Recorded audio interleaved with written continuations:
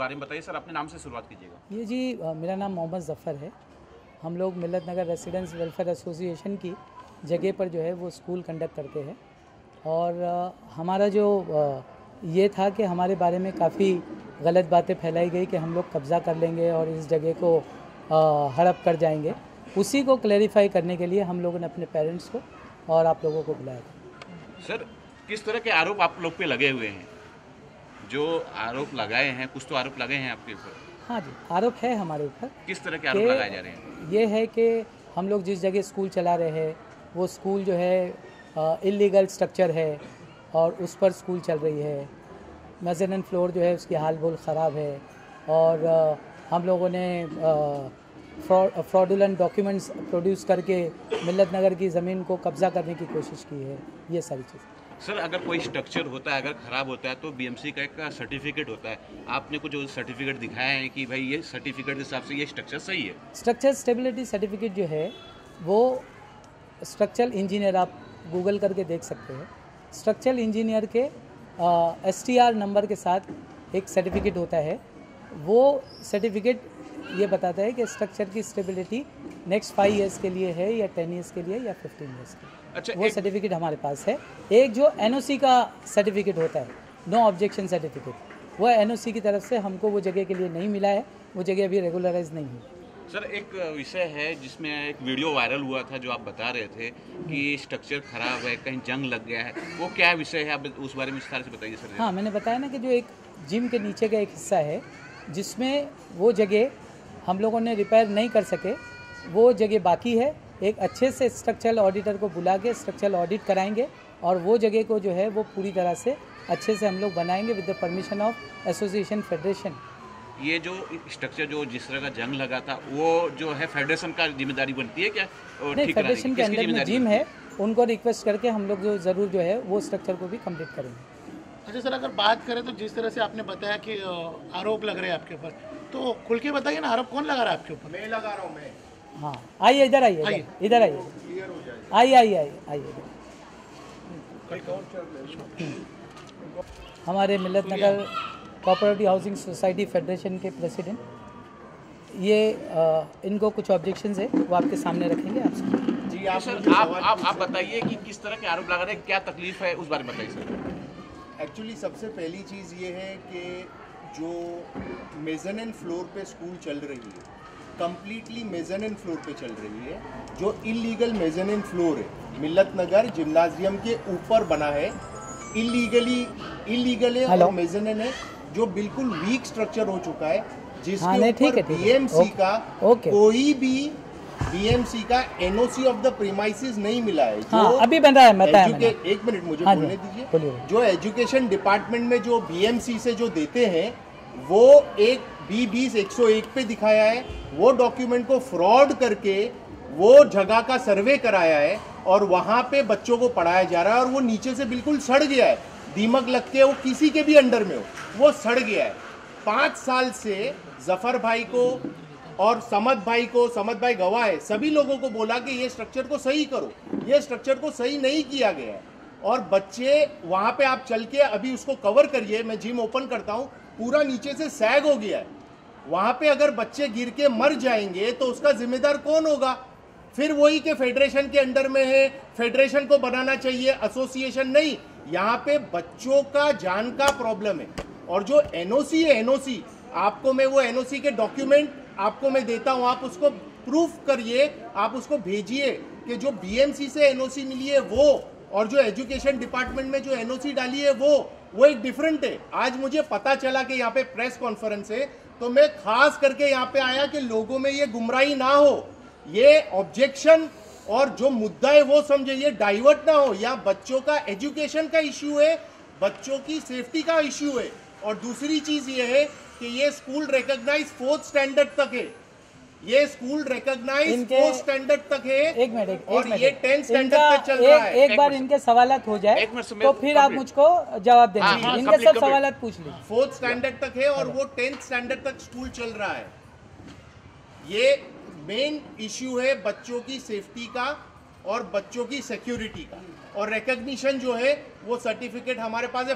Fire का audit हुआ है 2018 में, फायर ब्रिगेड से, MCGM फायर ब्रिगेड से, उसका भी ऑडिट रिपोर्ट मेरे मोबाइल में हार्ड कॉपीज में ला नहीं पाए क्योंकि लास्ट मिनट पे मुझे पता चला है, तो मैं आ गया, मैं सोचा कि सारी चीज को क्लियर हो जाए। जी सर, और कुछ बोलना चाहेंगे और आप कुछ अपने हिसाब जो से? और सवाल कुछ- होगा आप मुझे जी, पूछिएगा। जी, चलिए पूछिए। सर ये स्कूल आपने बताया चौथी तक है, 10वीं तक पढ़ा रहे हैं, एक तो अगर बच्चों के भविष्य के लिए अगर आगे आदमी अभी कुछ कर रहे हैं इनके तो उसमें प्रॉब्लम क्या है सर? बिना रिकग्निशन के आप पढ़ाओगे तो अगर 7वीं के बाद अगर बच्चे को, चलो 10th में तो कोई और स्कूल सर्टिफिकेट बोर्ड से वो करा देते, बोर्ड में बिठा देते हॉल टिकट लेके। 7वीं के बाद बच्चा बाहर जाता है, जैसे मेरे पास एक लेटर है कि 7वीं के पास एक बच्चा 2015 में बाहर गया, उसके दादा ने कैसा लेटर लिखा है, मैं नहीं बोल रहा हूँ, उसका दादा बोल रहा है। ये बोलते हैं कि एक तो फीस भी पूरी लेते हैं और हम लोगों को कहाँ पे एडमिशन नहीं मिला है, जिसको लेके ये लेटर है 2015 का। तो ये रिकग्निशन के बाद 10th के बाद अगर होता है तो कॉलेज में एडमिशन मिल जाता है, मगर 7th 8th 9th के बाद में कोई रिकग्नाइज स्कूल नहीं लेती, क्योंकि जब लीगैलिटी नहीं होती तो वो नहीं होता है। आप उसके बारे में आप क्या बोलेंगे? हाँ, ये बार हो गया इनकी बात। सर, आप एक सवाल पूछिए, इनका एक सवाल होगा ना, फिर आप मेरे से जवाब पूछिए। सर, उन्होंने 3 आरोप लगाए हैं। हाँ, बोलिए। पहले स्ट्रक्चर खराब है, हाँ। सेकंड आपके पास जो परमिशन पढ़ाने की है 4th स्टैंडर्ड, राइट? हाँ, हाँ, बराबर है, ठीक है। बराबर है, फिर बराबर है। इस दोनों जो विषय पे उन्होंने जो सवाल उठाए, आप उस पे सर क्लियर कीजिए क्या है? नहीं, तीसरा सवाल ये था चौथी के ऊपर, तो चौथी के लास्ट सवाल से करेंगे। लास्ट सवाल से अभी आप पहला सवाल लीजिए। स्ट्रक्चर के बारे में मैंने अभी इनके, जी सर। हाँ, अच्छा हो जाए, ज़रूरी है, हम लोग भी चाहते थे ये हो जाए। स्ट्रक्चर के बारे में पहला सवाल जो हम लोग इन्होंने किया, वो स्ट्रक्चर का मैंने अभी आपको सारे लोगों के सामने ये बताया कि स्ट्रक्चर का एक हिस्सा वो बराबर नहीं है, उसको हम लोग स्ट्रक्चरल ऑडिट करके authorise BMC approved structural engineer के साथ उसको रिपेयरिंग कराएंगे, और वो हिस्सा हमारे से निगलेक्टेड पोर्शन में था क्योंकि वो जिम के अंदर था और हम लोग उसको उस पर हमारा ये नहीं था, इसके लिए वो रह गया है, बट हम लोग डेफिनेटली उसको कराएंगे। नंबर 1। दूसरा सवाल पूछिए। सर इनका सवाल हो जाने दो इनका सवाल अभी एक इनको आज इनके सारे सवालात इधर खड़े रह के पूछने दो, सारा क्राउड इधर मौजूद है, ये मामला खत्म हो जाएगा इंशाल्लाह। जी आप मैं अभी चालू कर रहा हूँ, चालू एक दूसरा सवाल बोलो। जी जो उन्होंने पूछा वो कुछ सर, उनका चौथी सवाल का सवाल है आपके लिए। हाँ, बोलो ना, बोला नहीं, मैं ये चाहता हूँ, एक मिनट, मेरा ये है कि ये जैसे सवाल किए ना, उसको आप जो समझे वो हिसाब से आप मेरे से सवाल पूछो, मैं जवाब देता हूँ। सर उन्होंने आप पे आरोप लगाया कि ये स्कूल चौथी तक है, आप 10वीं तक करा रहे हो, बराबर है। उसका सवाल का जवाब दीजिए। अभी आपको जवाब देता हूँ।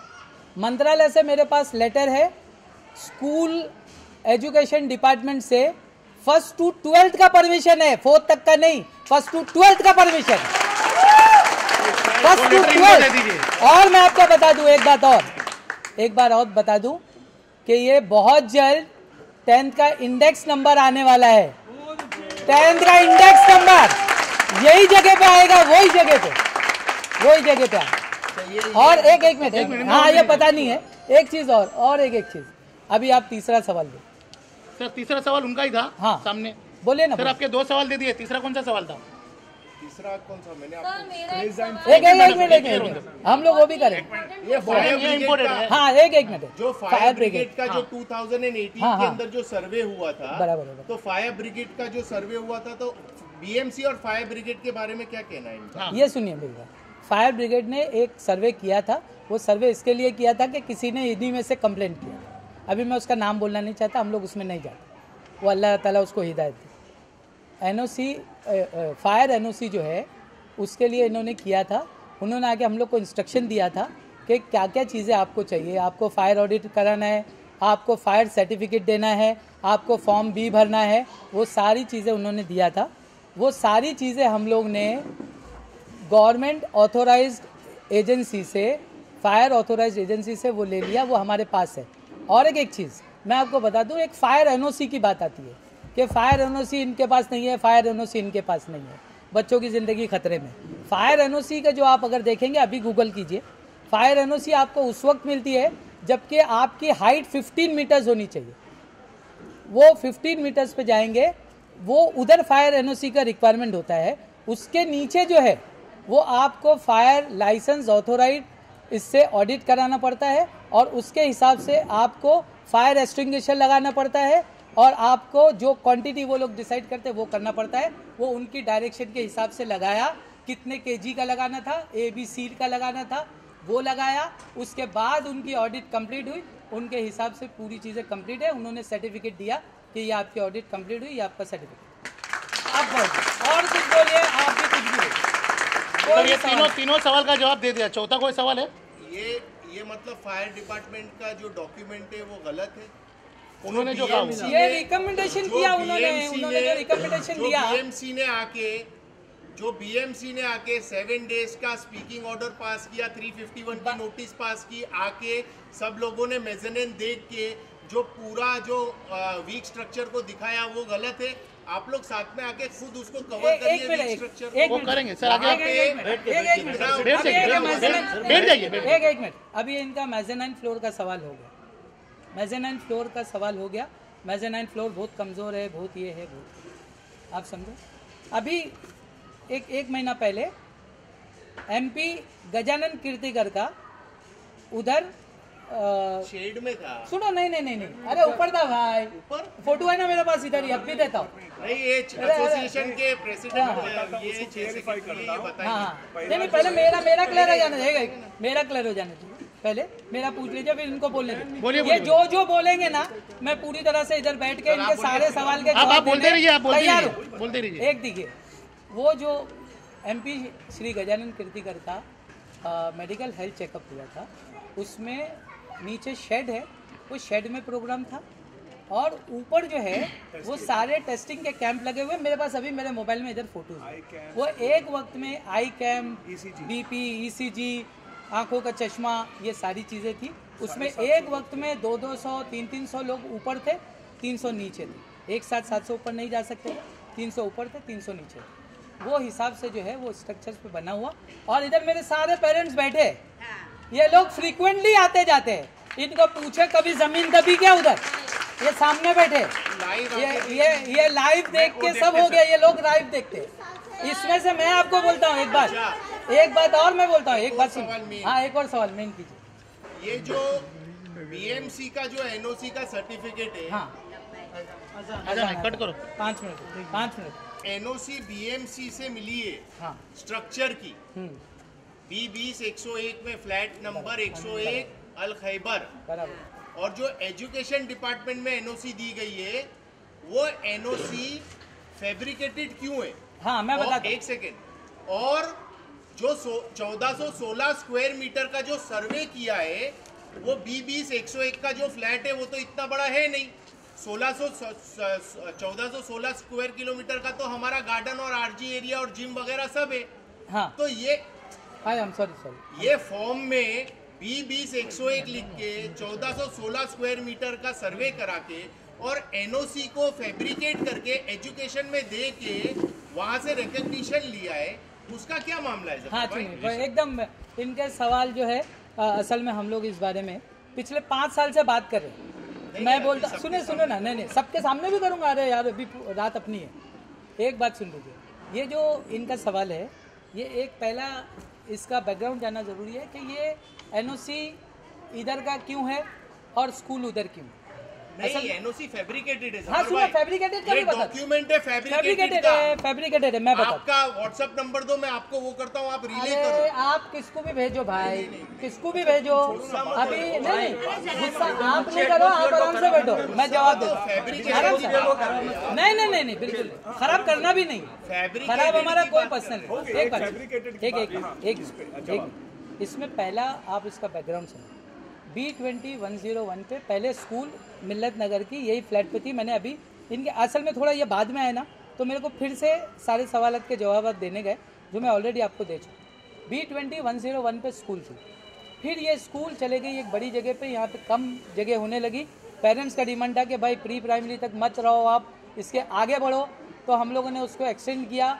उसमें बाबू भाई मरहूम को अल्लाह उनको जन्नत नसीब करे, उन्होंने ज़मीन दिया और उसको आगे कंप्लीट किया।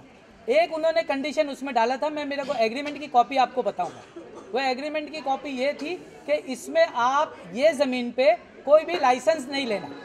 हमारा भी नया था, नया जोश था, स्कूल बनाने का था, अपना घर मॉर्गेज रखे, एक शानदार स्ट्रक्चर खड़ा कर दिया, स्कूल बन गई शानदार। मिल्लत नगर की स्कूल बनी, मेरी नहीं बनी। वो जगह पे उनका एग्रीमेंट में कॉपीज़ में एक क्लॉज था, हमारी जगह पे आप कोई लाइसेंस नहीं लेना। तो मैं बोला बाबू भाई फिर मैं क्या करूं, स्कूल इधर चलाऊं और इधर लूँ, तुम अपने घर पे ले लो। तो फिर हमने घर पे लिया।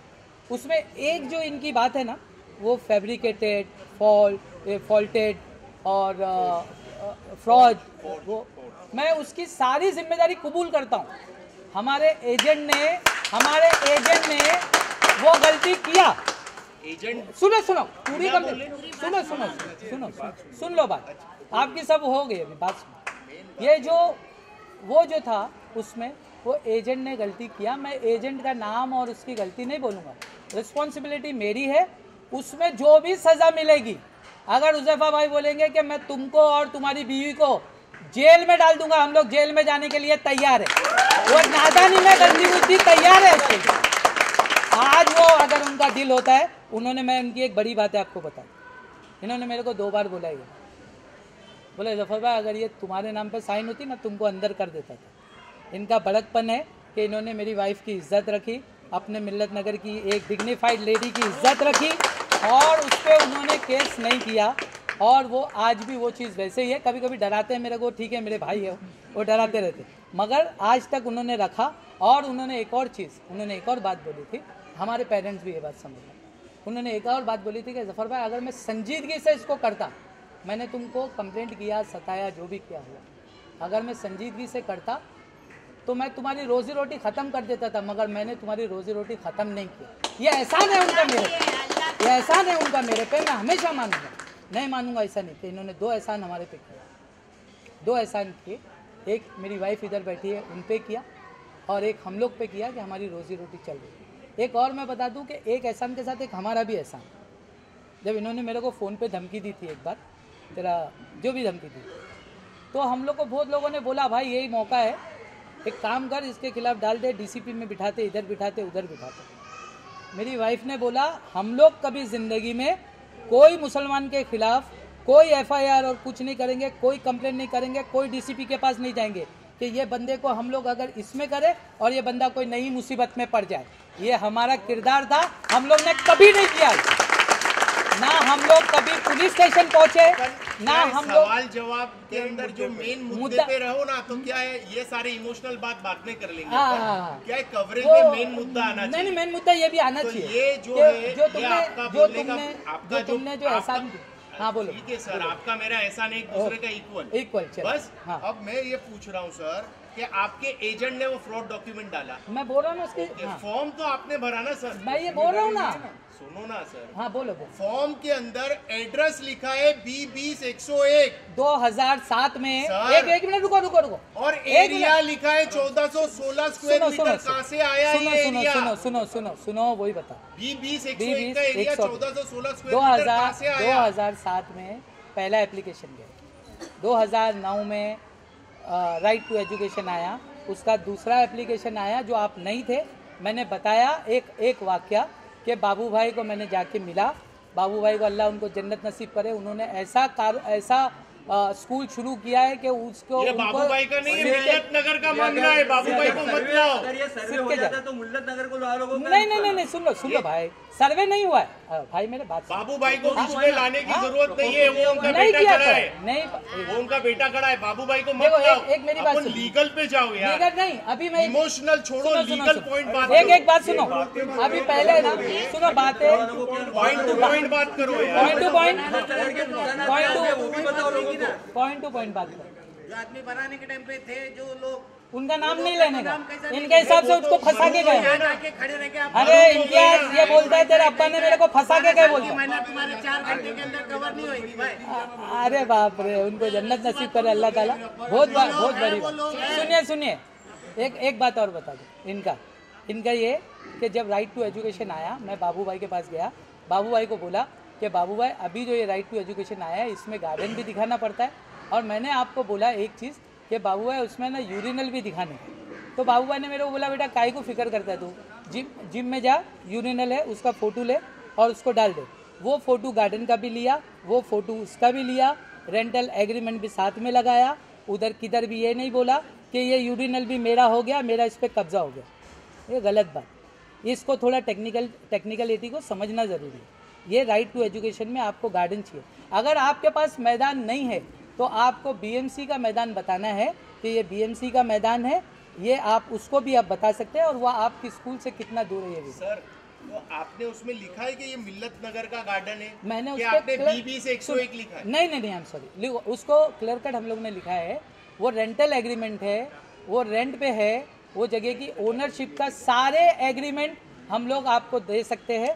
उस सारे एग्रीमेंट में हम लोगों ने ये क्लियर कट लिखा हुआ है कि ये जगह हमेशा से रेंटल जगह है, इस पे हमारा कोई क्लेम नहीं है, ना हमारा कोई क्लेम है, ना हमारे बीवी बच्चों का कोई क्लेम है। ये हम लोग हमेशा से रेंटल पे और रेंटल पे ही रहे। सर्वे की बात है कि आपके सर्वे पास एग्रीमेंट जो भाई है वो सर्वे नहीं है, सर्वे नहीं है। आप कुछ भी गलत बात कर। सर एजुकेशन डिपार्टमेंट में सर्वे किया है? सर्वे नहीं किया भाई एजुकेशन डिपार्टमेंट ने। अच्छा आप कुछ भी बोलते हो आपके अपने पास हिसाब से। 2800 स्क्वायर मीटर का एग्रीमेंट है। अरे 2800 स्क्वायर मीटर अच्छा, का एग्रीमेंट नहीं है 2800 भाई। Square feet. 2800 स्क्वायर फीट का एग्रीमेंट है। तो आपकी जो जगह है, सुनो आप बात सुनो। 16 स्क्वायर मीटर कैसे देखो, दिखा? अगर मेरी एक बात सुनो, बाबू भाई का एग्रीमेंट मेरे पास है 2800 स्क्वायर हाँ फीट का, फिट का है बोल रहा हूँ ना। और 1625 ग्राउंड फ्लोर, और ऊपर ये, और फॉर्म में 1416 स्क्वायर मीटर लिखा है। तो वो कैसे? वो बताता हूँ ना। बाबू भाई लिख के भी अरे नहीं दे रहे। बताता हूँ ना बाबू भाई, सर्वे बताता हूँ अभी, बता रहा हूँ तो सुनते ही नहीं तो क्या करेंगे? नहीं, ऐसा सुन रहे हैं। ऐसा तो पूरी रात जाएगी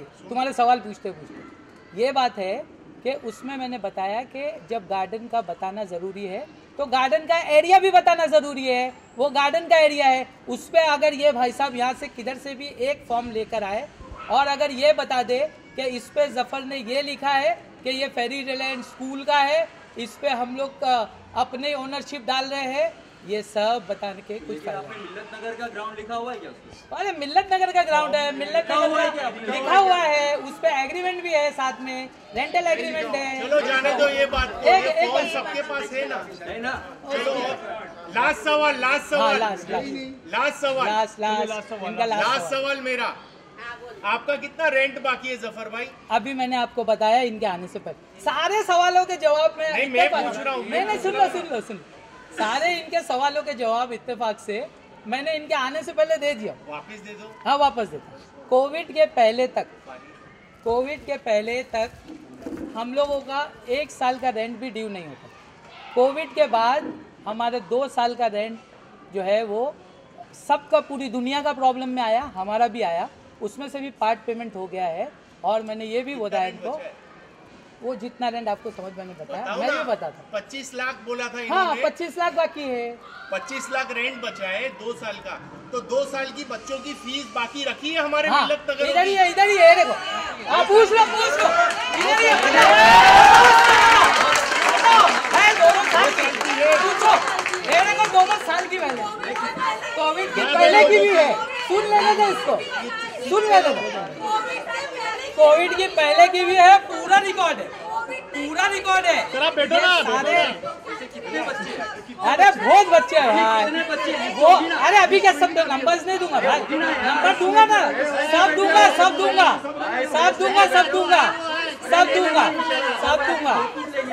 अभी आप पूछो, आप लोग सवाल पूछ लो, आराम से सवाल पूछो। सबसे पहले आराम से पूछो बोलो जी, खड़े होकर पूछो। आप भी कैमरा में आ जाओ।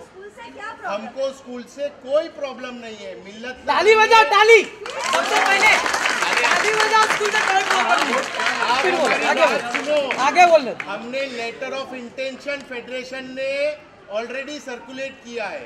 वो लेटर ऑफ इंटेंशन में कि हमें लीगल स्ट्रक्चर बच्चों के लिए जो जान का जोखिम है वो नहीं होगा। लीगल रिकॉग्नाइज स्कूल मिल्लत नगर फेडरेशन मिल्लत नगर के नाम पे चलाएगी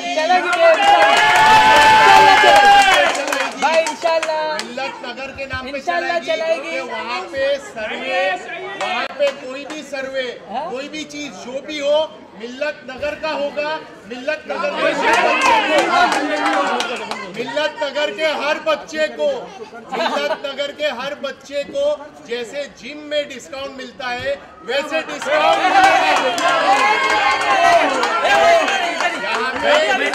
यहाँ पे एक मिनट यहाँ पे अप्लाई नहीं करना पड़ेगा कि मुझे डिस्काउंट चाहिए।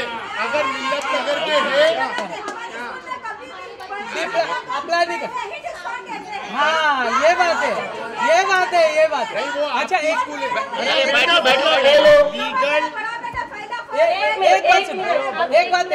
एक मिनट ये इनके बड़े बेटे का उनके हाथ में माइक दो। मेरा बेटा यहाँ पे फर्स्ट स्टैंडर्ड से 10वीं से पास हुआ है, पहला बच्चा। दूसरी बेबी मेरी 10वीं से वहाँ पास हुई, थर्ड अभी 10वीं में पढ़ रही है। मैं स्कूल के लिए नहीं करूँगी, मेरी स्कूल वहीं रहेंगी। स्कूल में जो भी इल्जाम लगाए गए हैं वो सब गलत है। स्कूल में जो भी इल्जाम लगाए गए वो सब गलत है। और हमारे जफर सर, हमारी रोहा मैम हमारा बहुत साथ देते हैं। स्कूल की फीस में भी बहुत हमारा, ये स्कूल नहीं है, एक फैमिली है। समझ में आया आपको?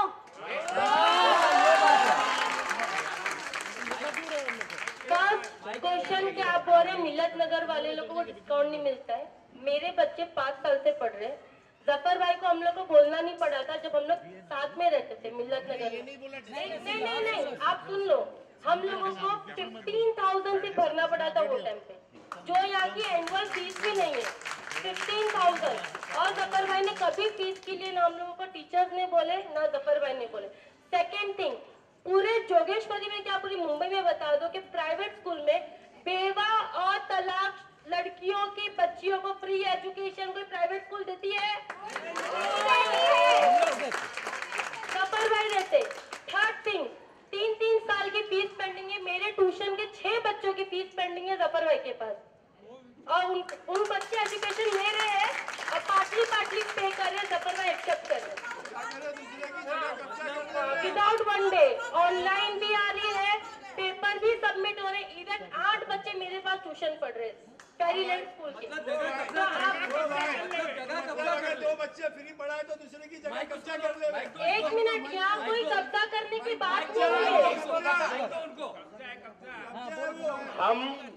हम सभी लोगों से एक बात कहना चाहते हैं कि हम एजुकेशन के खिलाफ नहीं है। हम खुद हमने पूरी पढ़ाई की अल्हम्दुलिल्लाह। हमारे माँ बापों ने जहां से लाना चाहा जैसे भी पढ़ाया। ये फेडरेशन का इंटेंशन है कि यहाँ पे रिकॉग्नाइज्ड लीगल स्ट्रक्चर के ऊपर मिल्लत नगर की स्कूल आए, क्योंकि यहाँ पे इलीगल जो पुअर स्ट्रक्चर है अगर कभी गिरेगा तो उसके हादसे के जिम्मेदार कौन होगा? मैं ये इम्पोर्टेंट है।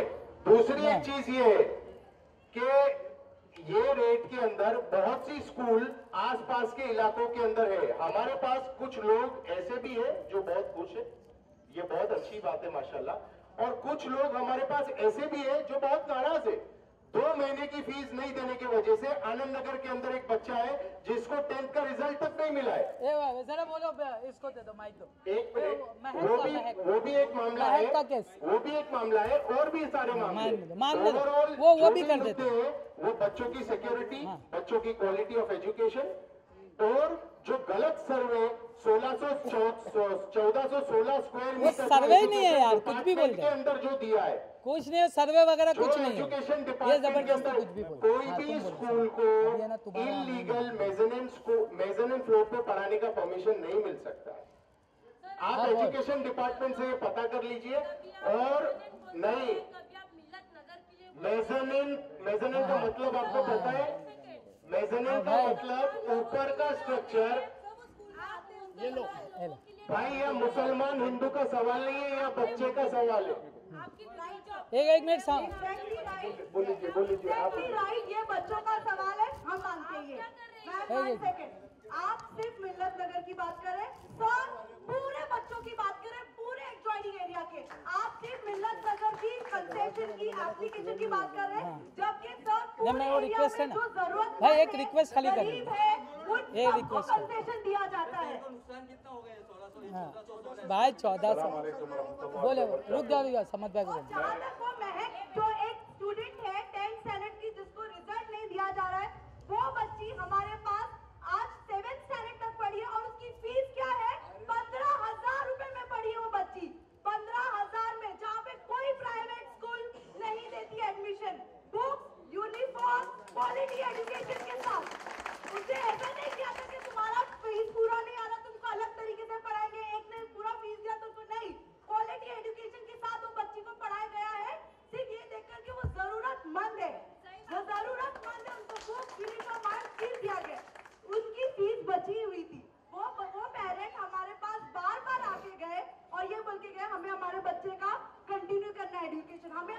बच्चे का कंटिन्यू करना है एजुकेशन। तो इसीलिए बस वो ईयर के लिए उनकी एक वो फीस पेंडिंग, और हमने मना भी नहीं किया है। वो पेरेंट हमारे मैं बोलता ना उसको बोला हूँ, कुछ शिकायत नहीं करके गए, वो पता नहीं इनको कहाँ से कुछ गलत फहमी हो गई है। That's all. एक चलो क्लियर है, और कोई सवाल है? नहीं कोई नहीं, मैं खाली एक रिक्वेस्ट है भाई, मेरी एक रिक्वेस्ट है। देखो मैं आप सबके सामने, मैंने जब ये हुज़ैफा पटेल नहीं आए थे, मैंने आपको बोला था कि मैं अल्लाह को हाजिर नाजिर जान के बोलता हूँ कि ये जगह पे हमारा ज़िंदगी भर 1 इंच पे भी क्लेम नहीं रहेगा। हम लोग हमेशा से रेंट पे थे, रेंट पे ही रहेंगे। आज मैं आपके सामने, मैंने पहले भी लोगों से रिक्वेस्ट किया हूँ, हुज़ैफा पटेल से भी मैं रिक्वेस्ट करता हूँ कि ये फितने को आप हमेशा के लिए ख़त्म करो। हम लोग का ये जगह पे कोई कब्ज़ा नहीं है। आप मेरी साइन लो, मेरी बीवी की साइन लो, अगर उसके बाद मेरे बच्चों की नीयत बदल जाए तो मेरे बच्चों की भी मैं साइन करा के देता हूँ। हमारा मिल्लत नगर की ज़मीन पे कोई क्लेम कभी भी ज़िंदगी में नहीं रहेगा। हम रेंट पे ही थे और रेंट पे ही रहेंगे। ठीक है। मेरा एक, मैं as a general secretary of Millat Nagar association welfare होने की हैसियत से ये बात बताना चाहूँगा कि मैंने जो कंडीशन है, थोड़ा इस पे जो कंडीशन है स्कूल की, जो मेज़ाइन फ्लोर की जो कंडीशन है, तो वो वाकई में थोड़ी कमज़ोर है, क्योंकि टेक्निकली हम चीज़ों को जब तक नहीं समझ पाएंगे जब तक हमारे पास कोई अथॉरिटी से कोई सर्टिफिकेट होगी। ये आज जो भी बात हुई है मिस्टर हुज़ैफा पटेल और मिस्टर ज़फ़र भाई के सामने, जो भी बात हुई, जो भी डिस्कशन हुआ, वो सब ऑन रिकॉर्ड कैमरे पे दर्ज हो चुका है।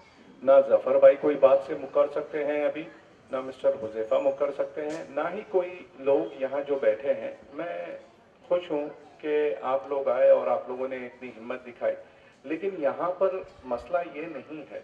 देखिए वो एक टेक्निकल चीज़ है, ये है, कब्ज़ा है। यहाँ पर मेरा कंसर्न, जो मेरी सोच है वो ये है, अल्लाह नहीं करे, खुदा ना खास्ता अगर कुछ हो गया तो बच्चों का क्या होगा। आज हमारे बच्चे के पैर में कील भी लग जाए तो हमारी जान गले तक आ जाती है। अल्लाह नहीं करे कोई हादसा हो जाए, कोई मामला पेश आ जाए तो क्या होगा। उस वक्त उसके लिए मैंने हुज़ैफा भाई से मिला भी था, हमने ये बात भी की थी। हुज़ैफा भाई ये है, और ये वाकई में एक बहुत रिस्क फैक्टर है कि अगर वो प्रॉपर तरीके से स्टेबिलिटी सर्टिफिकेट है, सब है, सारी चीज़ है, तो भी हम जहाँ 4 लगते वहाँ 6 और एक्स्ट्रा पिलर्स, एक्स्ट्रा जो भी ज़रूरत है वो कर लेंगे। हुज़ैफा भाई ने कहा कि बिल्कुल आप करा लीजिए। वो ऑलरेडी मिस्टर ज़फ़र भाई को ये कन्वे कर चुके हैं हम लोग ने। मिस्टर ज़फ़र भाई ने एक आर्किटेक्ट भी अपॉइंट किए जो इंटायर लेआउट बना के देगा। अब उसके अंदर एक समस्या ये आ रही है जो मेजर परेशानी है स्कूल को बनाने में। एक हिस्सा स्कूल का जिम के अंदर है, एक कॉर्नर जिम के अंदर पड़ता है, जो बनाना है, जो जिम के अंदर से जिनकी फोटोग्राफ, जो बाथरूम की तरफ से जो फोटोग्राफ वगैरह निकाली है वहां पर है। तो मैंने ज़फ़र भाई को ये बोला था कि ज़फ़र भाई के जब पहले फिलवक्त जो है आप काम स्टार्ट कराओ, आर्किटेक्ट से अप्रूवल लेके काम स्टार्ट कराओ, क्योंकि यहाँ पर कंसर्न छोटे छोटे बच्चों का है। ये सब बातें यहीं रह जाएगी, क्या फीस थी, किसने कब्जा किया, क्या हुआ, क्या नहीं, लेकिन अगर वो मासूमों की जान को कुछ हो गया तो कौन जवाब। तो मेरा कंसर्न ये है, पहले हम इस मुद्दे को सॉर्ट आउट कर लें, फिर इंशाअल्लाह। देखो आखिर में मैं यही बोलूंगा कि हम लोग सब एक हाथ की 5 उंगलियां हैं, भले साइज छोटा बड़ा क्यों ना हो, मगर जब अब तक हम लोग एक साथ में है, ये हमारी ताकत है। अगर ये मुट्ठी खुल गई तो हमारे को हर कोई गिराएगा, हर कोई कमजोर करेगा।